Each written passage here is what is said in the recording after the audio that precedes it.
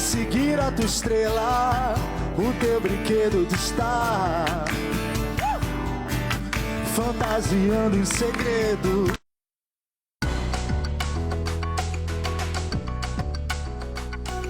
É de Casa foi apresentado por Lojas MM, do seu jeito.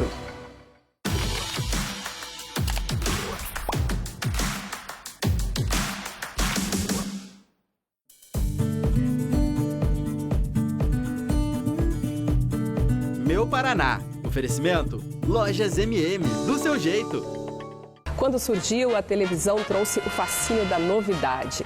Um mundo de possibilidades explorado com ousadia e até uma certa inocência por quem se aventurou a fazer TV nos primeiros anos. O tempo passou, a tecnologia deu vários saltos, a TV ficou mais profissional e o jornalismo ganhou lugar de destaque nas programações locais. O que não mudou foi a essência: informar, encantar, fazer a diferença, escrever uma história que a gente tenha orgulho de contar, como a que você vê a partir de agora no Meu Paraná.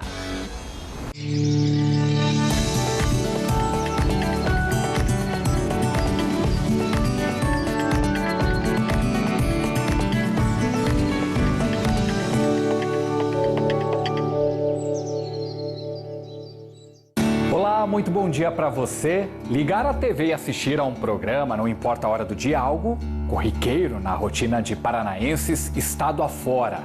Hoje, todas as regiões recebem uma programação 24 horas por dia, 7 dias por semana.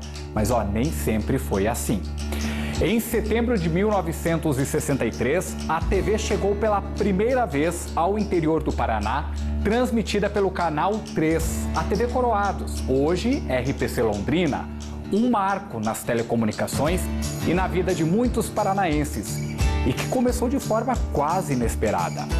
No Meu Paraná de hoje, vamos conhecer pessoas que ajudaram a construir essa história entre programas de calouros, novelas ao vivo, disputas esportivas e muita vontade de inovar.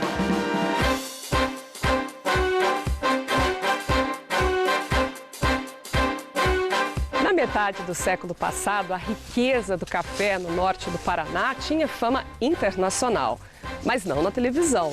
Afinal, ela ainda nem existia por essas bandas quando o magnata das comunicações, Assis Chateaubriand, veio visitar Londrina em 1959.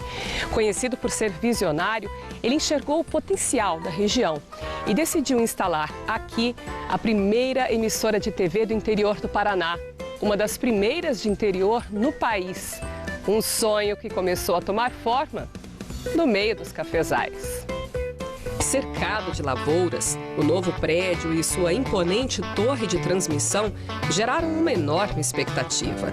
No dia da inauguração, notícias sobre a corrida espacial e conflitos raciais nos Estados Unidos dividiram o espaço nos jornais com matérias e anúncios relacionados à TV de instalações moderníssimas. Um grande coquetel na sede da emissora reuniu políticos, artistas e outras figuras ilustres da época. 21 de setembro de 1963, às 17 horas, entrava no ar a TV Coroados, Canal 3, Londrina, norte do Paraná. Jorge Elal foi o primeiro locutor. Um adolescente que foi pedir emprego com a cara, a coragem e um vozeirão. Uma cara de pau, 15 anos, nunca trabalhei em rádio, televisão, nada. Fui, tremia que nem vara verde, fiz o teste e aí começou. Era tudo novidade para a maioria dos profissionais envolvidos. A televisão havia chegado ao Brasil em 1950, ao Paraná 10 anos depois, com a TV Paranaense em Curitiba, hoje RPC. Ainda se buscava uma linguagem própria, formatos que dessem certo. E nessas experimentações, parecia que um mundo cabia dentro do estúdio de TV. Eu promovi aqui, por exemplo, uma luta de boxe. Mas boxe de dois pugilistas. Esportes, circo, música, dança, o entretenimento dominava a produção local e lotava o estúdio com programas de auditório. O festival infantil, comandado por Marlene Ribas, conhecida como Tia Lucy, ainda hoje brilha na memória de quem era criança naquela época e participou do programa dominical. E a gente vinha caminhando, vinha numa turma, era muito bom. Zuleide guarda um álbum de retratos só do programa, coisa rara na época em que poucas famílias possuíam uma câmera. A mãe dela comprava todas as fotos que eram feitas no estúdio. Eu era essa aqui, ó. Eu me senti artista. Toco violão, canto, gosto, tudo começou lá. No mesmo lugar onde começou a relação desta menina com a TV. De pequena dançarina a grande jornalista. Tinha o Dream Team, os talentos mirins, eram todos mais ou menos da mesma faixa de idade. Era muito legal, uma turma muito legal. Eu lembro muito da viagem para São Paulo. A gente foi de ônibus, lotou um ônibus da criançada para ir cantar nesse programa em São Paulo. O que eu cantei, País Tropical, do Jorge Ben. Pelas instalações da TV, também era comum ver garotos e garotas inspirados pelo movimento da Jovem Guarda, cheios de estilo e irreverência. Bem mais comportadas eram as candidatas a Miss Paraná, concurso até então realizado na capital, que passou a ser promovido pela TV também no interior, parando o trânsito de cidades menores. E foi um sucesso. Nós passamos a fazer o concurso Miss Arapongas, Miss Cambé, Miss Rolândia, e cobria todos eles. Todas queriam ser famosas como a atriz Vera Fischer, Miss Brasil em 69 e um dos vários nomes conhecidos e entrevistados no estúdio da Coroados. Não só artistas, mas também figuras políticas de peso nacional como Carlos Lacerda, na época governador do antigo estado da Guanabara, onde hoje fica o Rio de Janeiro. São raros os registros em vídeo das primeiras 2 décadas da televisão. Esta relíquia foi filmada da tela da TV em 1979. E Masaru Takahashi da ACAO. Era um programa destinado à comunidade nipo-brasileira e eu trazia atrações artísticas. E era muito divertido porque alguma vez eu fazia concorrência, tinha um corpo de jurados e nós dávamos a nota para essas pessoas, sabe? Nota. De vez em quando eu encontro pessoas ainda, que eram crianças, garotos ainda, e assistiam o programa. Fico muito satisfeito com essas coisas, sabe?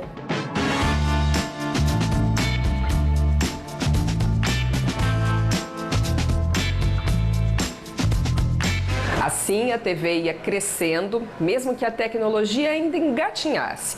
Para se ter uma ideia, até o fim dos anos 60, não havia sequer videotape, equipamento de gravação. Tudo tinha que ser feito em tempo real. E a gente não está falando só de telejornais ou programas de variedades, que ainda hoje são apresentados ao vivo, mas até de comerciais, teledramaturgia. Chegaram a fazer novela aqui, tinha um flagrante em que ele era assassinado. E aí, as câmeras pegando, o cara morreu, e a noiva dele chorava. Cortou para ele devia estar morto, esticado. Mas ele estava rindo. Acabou no carro. Apresentadores seguravam programas de mais de 1 hora, debaixo de luzes quentes, sob o calor do norte paranaense. Esse estúdio aqui, que hoje tem ar-condicionado, que é confortável, luz fria. Na minha época, era aqueles panelões de 1000 watts na sua cabeça. Você errava, você tinha que consertar no ar. Você não tinha como. Apaga, volta. Capacidade de improviso era fundamental.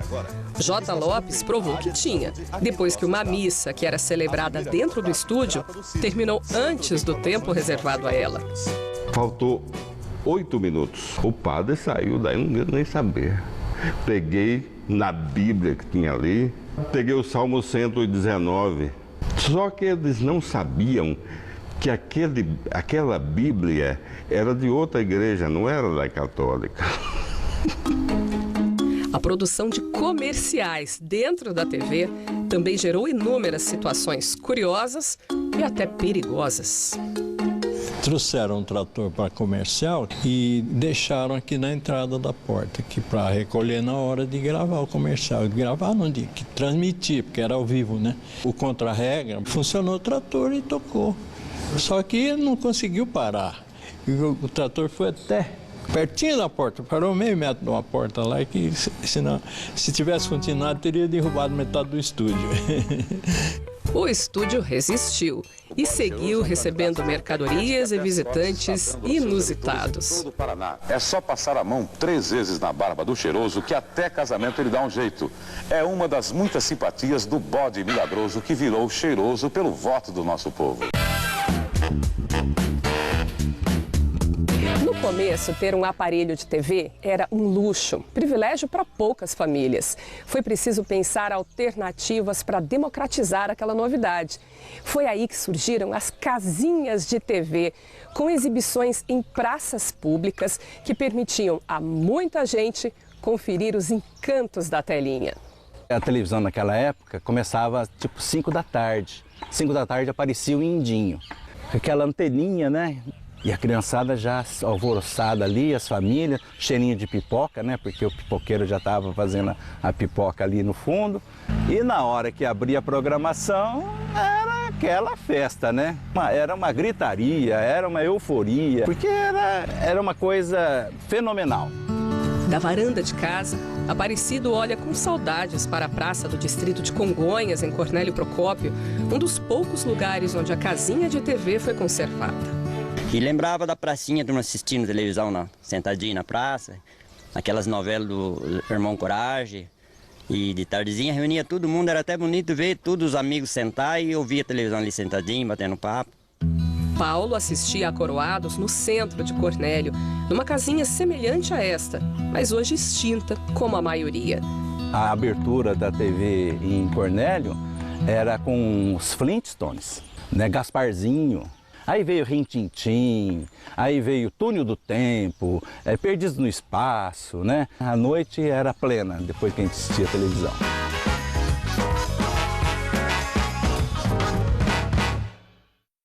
No próximo bloco... O jornalismo nesses 60 anos. Coberturas que marcaram o Brasil, contadas pelos nossos arquivos e por jornalistas que fizeram e fazem história na RPC. Logo depois dos comerciais.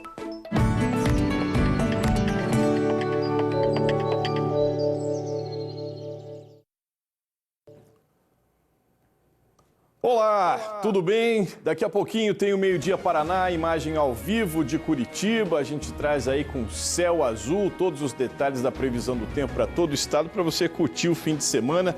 A gente vai falar, é claro, das notícias deste sábado e muitas dicas de lazer também para você. Aqui na capital, por exemplo, tem Festival de Gastronomia Culinária.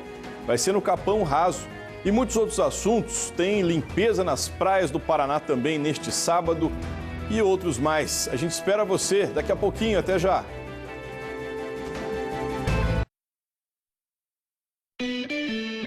Aproveite a semana do cliente Lojas NN. Ofertas imperdíveis. Liquidificador, sanduicheira ou chaleira elétrica só R$ 89 cada. Lojas NN. Compre na loja, no site, no app ou no NN Zap. Vasilhas de animais também podem ser criadouros para o mosquito? Verdade! Os potes com água do seu animalzinho de estimação devem ser muito bem lavados, com água e sabão, pelo menos 2 vezes na semana. São medidas simples, mas que fazem a diferença. Vamos juntos combater a dengue. Tem Copel no comércio, na indústria, no campo, em todo lugar. Tem Copel nas ruas, estradas, caminhos. Tem Copel em movimento. Tem Copel no crescimento do Paraná. E tem agora a Copel transformada em corporação para avançar e inovar ainda mais. Porque o compromisso da Copel com os paranaenses é definitivo. Copel, 69 anos de pura energia. Estão abertas as inscrições para o vestibular do curso de Medicina da Uningá, o único do Paraná com 2 hospitais próprios e crédito estudantil em até 10 anos. Venha para a Uningá e prepare-se para um futuro de sucesso. Inscrições até 19 de outubro, provas 29 de outubro. uningá.br. Uningá, a melhor formação. Uningá, que o futuro é aqui. A gente vai conhecer as 2 primeiras finalistas do nosso concurso de receitas. De Foz do Iguaçu, Entreveiro Paranaense. E representando o Noroeste, pavê de creme de nata e morangos. Amanhã, no Caminhos do Campo.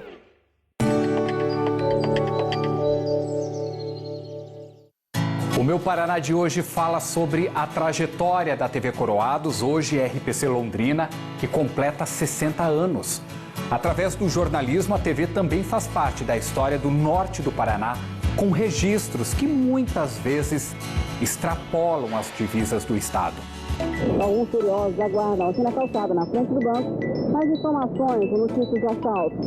Antes das 6 horas da tarde, os policiais militares já estavam espalhados por todo o terminal rodoviário de Londrina. A greve dos boias frias que trabalham na usina da Companhia Melhoramento do Norte do Paraná entrou hoje no seu 2º dia.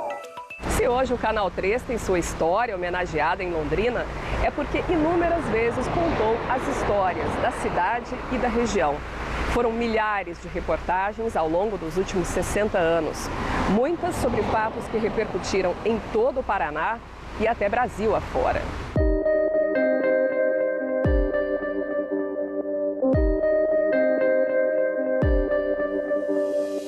Eram poucos os recursos de imagem quando um desastre natural selou novos rumos para a agricultura no Paraná. Jorge Tachibana, um dos primeiros repórteres cinematográficos do estado, foi autor dos raros registros da geada em julho de 1975. Quando ele soube da geada, antes que alguém o pusesse, ele já estava no carro, ele já estava gravando a imagem doída dos cafezais queimados, né, contrastando com aquele mar verde que vimos algumas semanas antes. Dói até hoje a gente falar nisso. Eu me lembro de um agricultor que foi entrevistado por nós, que ele, assim, com aquela cara desolado, olhando, né? E daí, o que o senhor vai fazer agora, né? Ele falou, eu vou recomeçar, porque a única coisa que eu sei fazer na vida é plantar. Dizimou, né, os cafezais e transformou, né? Não só a capital mundial do café, né, como era conhecido Londrina, como todo o estado, né, com consequências, né, econômicas, sociais, né, com o êxodo rural, né, dos trabalhadores que perderam emprego e vieram para a cidade, né. As várias faces da miséria que veio na esteira das transformações no campo foram mostradas ao longo das décadas seguintes pelo jornalismo da TV Coroados, RPC Londrina. De 4.000 habitantes, 3.500 vivem do trabalho volante na lavoura, ou pelo menos tentam viver. Ganham pouco, não mais do que 4.000 cruzeiros por dia de trabalho quando não chove. Era uma vida muito sofrida, porque eles eram pessoas assim, extremamente pobres, né? E era uma mão de obra muito explorada mesmo. Eles iam daqui para Minas Gerais, andavam assim 900 quilômetros na carroceria do caminhão. Imagens que a repórter Ercília Fernandes nunca mais esqueceu. Chocantes como a desnutrição e morte de crianças em Florestópolis, na região de Londrina, no início da década de 80. A gente estava fazendo uma outra reportagem, mas que envolvia a morte. A gente foi para o cemitério e, de repente, aquele monte, mas um número enorme mesmo de pequenos túmulos. Nós começamos a acompanhar, então, o trabalho que naquela época era a Diocese de Londrina que fazia. Eles desenvolveram, então, um trabalho junto a essa comunidade lá em Florestópolis. O mês passado a Adriana estava pesando 8,5 kg. E agora? 9,5. Tá melhor, né? Muito melhor. Graças a Deus ela engordou 1 quilo no mês e isso é maravilhoso. E foi ali que foi o berço mesmo da Pastoral da Criança e que teve como patrona principal a doutora Zilda Arnos, né? Ela e o Dom Geraldo Magela, que faleceu recentemente, foram assim os grandes mentores desse projeto que recuperou e restaurou mesmo ali a saúde das crianças.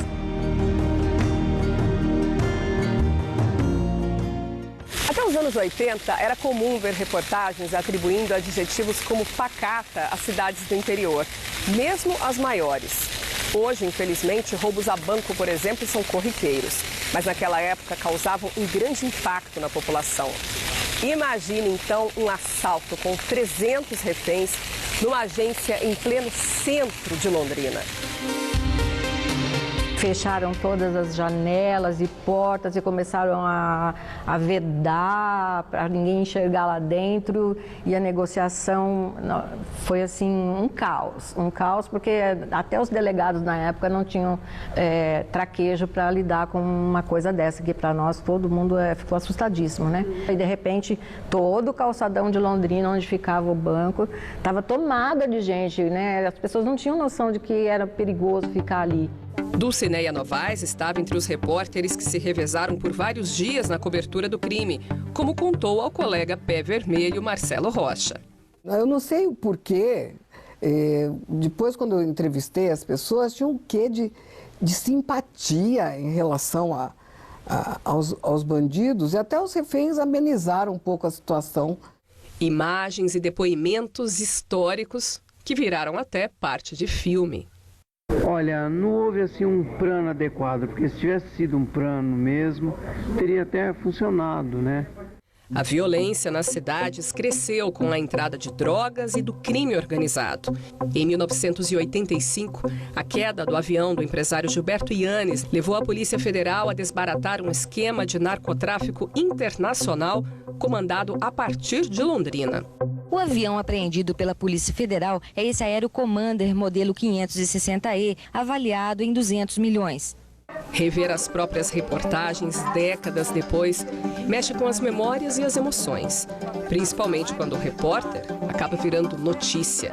Em 1989, a jornalista Mara Salai foi ferida ao cobrir um protesto violento contra o aumento das tarifas de ônibus em Londrina. Horas antes, ela havia reportado o início das tensões.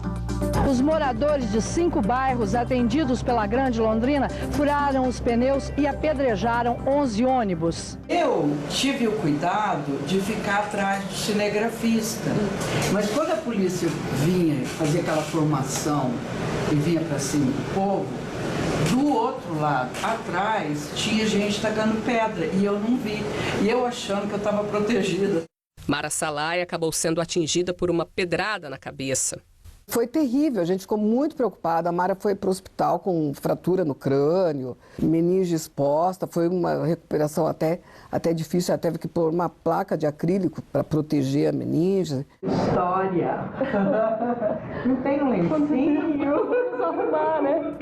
Emoções de um trabalho onde um dia nunca é igual ao outro. Onde o status de uma viagem internacional, por exemplo, esconde os perrengues da profissão.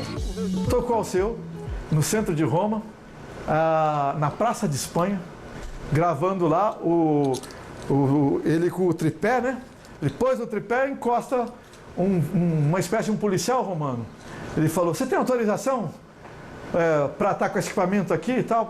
Não temos. Então recolhe e vai embora. Vamos embora, não vamos brigar aqui não. Nada que tenha diminuído a paixão de Marcelo Militão pela TV. Herança do pai, Oswaldo Militão. 2 carreiras construídas na mesma emissora. Meu pai entrou em 63 aqui, eu entrei em 97. Quero o prazer de divulgar o seu povo, a sua gente, a sua cidade. Quer dizer, falar do mundo, falar para o mundo. Capítulos de uma bela história que segue sendo escrita todos os dias.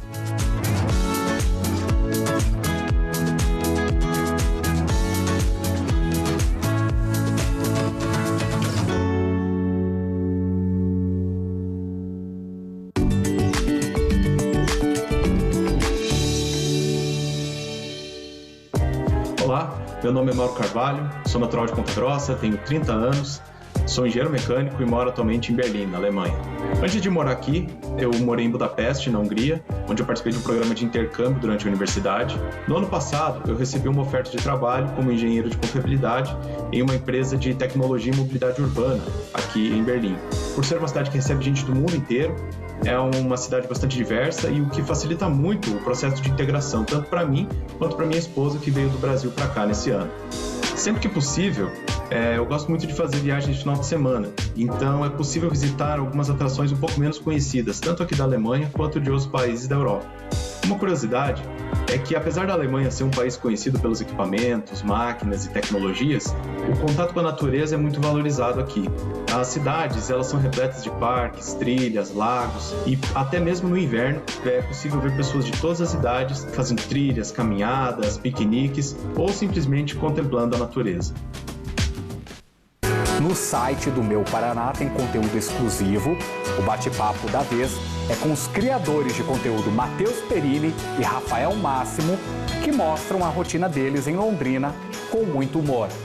Eu acho que a nossa criação de conteúdo no começo deu essa oportunidade de a gente se apaixonar por Londrina, porque a gente rodou essa cidade inteira. A gente fala que a gente não vai mudar, não. O programa de hoje fica por aqui. Muito obrigado pela companhia e até mais.